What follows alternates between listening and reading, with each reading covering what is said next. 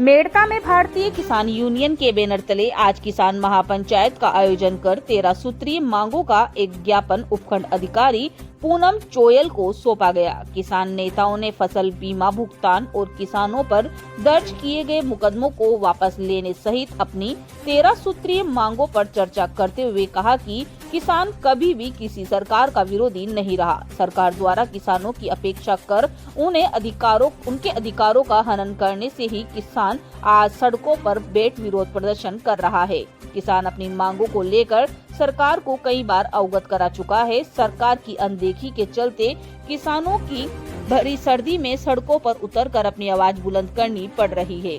यदि समय रहते ही सरकार ने MSP और फसल बीमा योजना के साथ साथ किसानों पर दर्ज मुकदमे वापस नहीं लिया तो किसान आंदोलन के लिए मजबूर हो जाएंगे। किसानों की इस महापंचायत में मेड़ता उपखंड से भारी संख्या में किसानों ने मेड़ता पहुंचकर महापंचायत को सफल बनाया।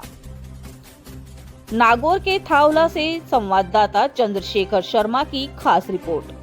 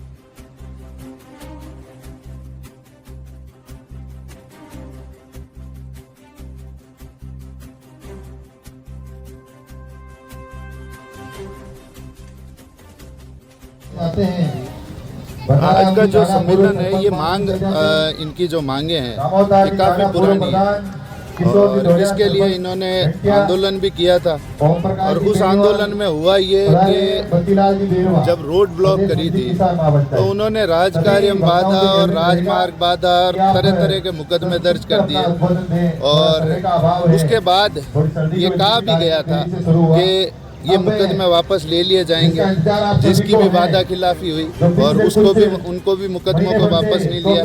56 मुकदमे अभी भी कायम है उन पर। तो ये जो किसान महासम्मेलन हो रहा है, पंचायत जो हो रही है, उसका मकसद यही है कि उन मुकदमों को वापस लिया जाए। और जो ये मैंने भी देखा है, मैं क्योंकि घूमा था, इस बार भी अतिवृष्टि और मेड़ता में सबसे ज़्यादा प्रभावित एरिया है मेड़ता का अतिवृष्टि में। तो उस वक्त जो हुआ था उस वक्त ना गिरदावरी हुई।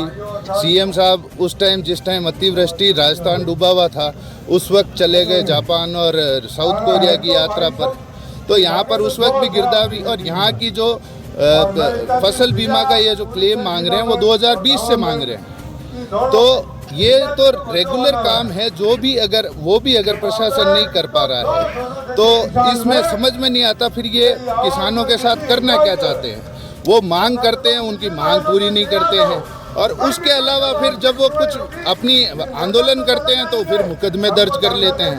तो इसीलिए ये चाहे कोई भी सरकार हो चाहे कोई भी हो, किसानों का हक अगर उनको नहीं मिलेगा तो किसान ऐसे ही सड़क पर आएगा, चाहे यहाँ पर हो चाहे खनौरी बॉर्डर पर हो। ये सब किसान ही है। इनकी जायज़ मांग है कि इनकी फसल का मूल्य दिया जाए, MSP दिया जाए, C2+50 पर दिया जाए, जो स्वामीनाथन आयोग करके BJP सत्ता में आई थी। अब कहाँ है वो स्वामीनाथन आयोग के जो MSP देने की बात थी। तो अब ये किसानों की बात करते ही नहीं है। इसके बाद में आपकी क्या रणनीति रहेगी आगे आंदोलन? देखिए, इसके बाद में आज अल्टीमेटम है, आज एक बड़ी पंचायत हो रही है। आज हम प्रशासन को इसका ज्ञापन भी देंगे और अगर आगे कार्रवाई नहीं होगी तो जैसा भी कमेटी तय करेगी, जैसा भी यहाँ के किसान तय करेंगे वैसा आगे किया जाएगा।